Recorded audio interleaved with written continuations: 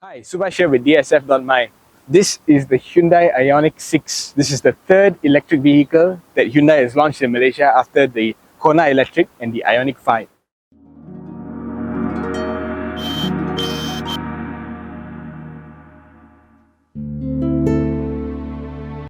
Now, the IONIQ 5 was a huge success, very iconic looking vehicle. It brought that whole dot matrix look to the LEDs and to the overall design. And this IONIQ 6 takes that same design language but makes it super streamlined. In fact, I think the tagline for this car is the electric streamliner. That's because of the overall shape and the low coefficient of drag of just 0.21. So let's check out this car and see what it's all about. So I think the first thing to talk about with this IONIQ 6 is the design. Like, you can see how sloped the rear section is. And then you've got this massive spoiler up here.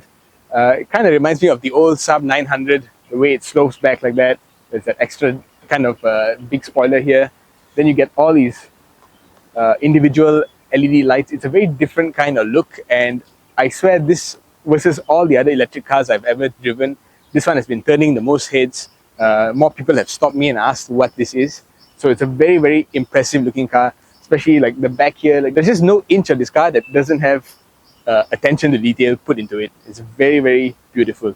And if you actually walk back here, it has the typical Hyundai thing of when you come up to it, it unlocks the doors, so the door handles come out. And when you lock the doors, it of course becomes flat and helps with that very, very high aerodynamic efficiency. In fact, this is the most aerodynamic car in the world right now. So that really helps with the range, and we'll talk about that after this.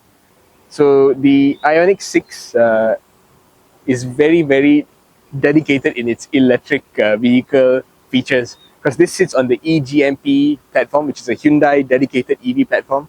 So you can see they put a lot of effort into it. This whole thing is motorized. You don't have to like put any effort into it. You just press the button, opens up by itself. And this thing can do reverse charging. So if you come across another electric vehicle that is out of battery, this is one of the few electric vehicles that can do vehicle to load. So you just take this out, you take the cable, you plug it into your other EV, and it charges that.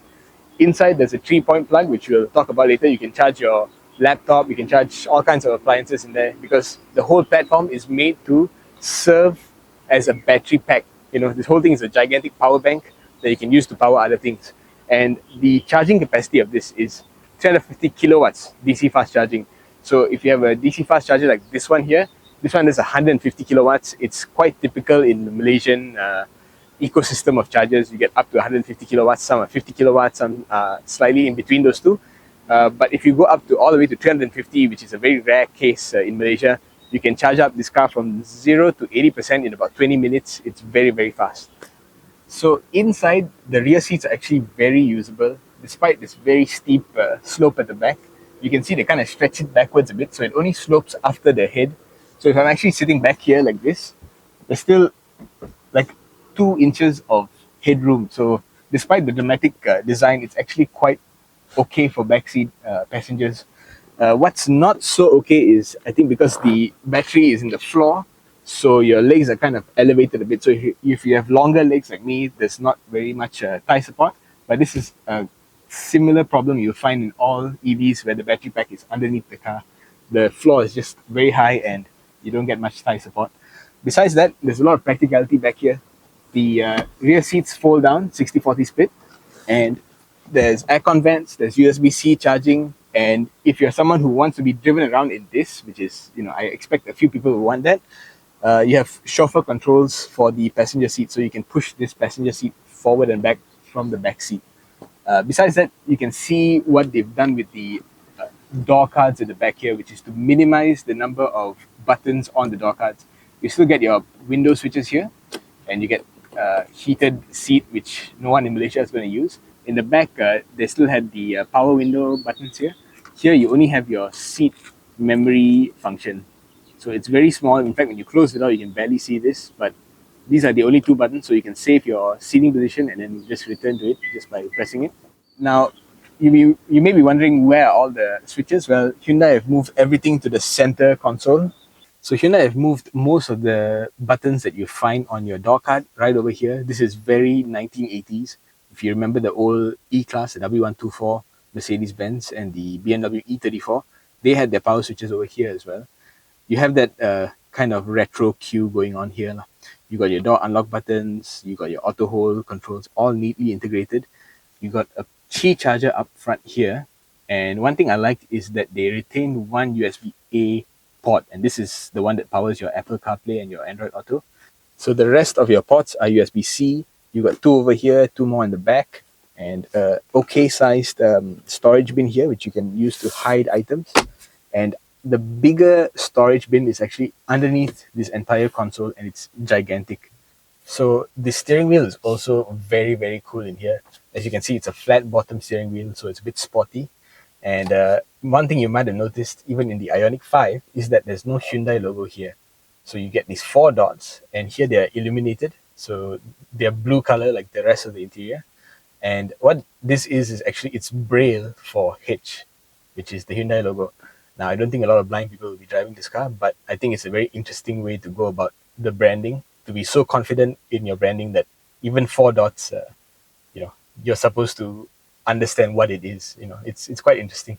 And another thing I noticed is when you go into your drive mode selector, and you can see Hyundai has put it here in the same way that Porsche and some other sporty brands have moved the drive mode selector here.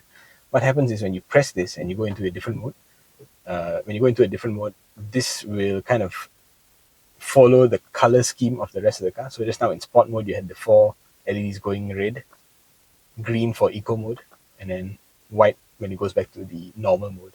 I just thought these little touches were very, very interesting.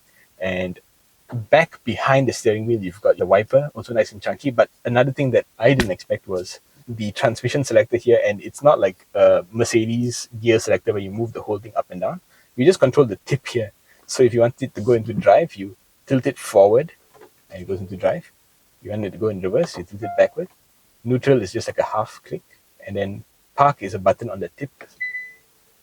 So if you're in the market for electric car, you want something with all the electric vehicle features, like vehicle to load, a huge battery, a lot of the other things that this car can give you.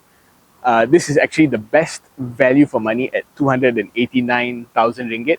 Of course, you can get a Tesla high spec with that, which gives you dual motors, a bit more performance, but you don't get the range of this car, you don't get the looks of this car, and you don't get a lot of the physical buttons, things that make you feel a bit more at ease with the car than what the Tesla does. So this is actually a really, really good entry point for EVs. Plus, it looks really, really interesting. I think if it doesn't have that Hyundai badge, you can mistake this for anything from Germany, something more luxurious. It's just such a beautiful design. Yeah, that's it from me. I think if you're in the market, definitely consider this. That's all. Bye-bye.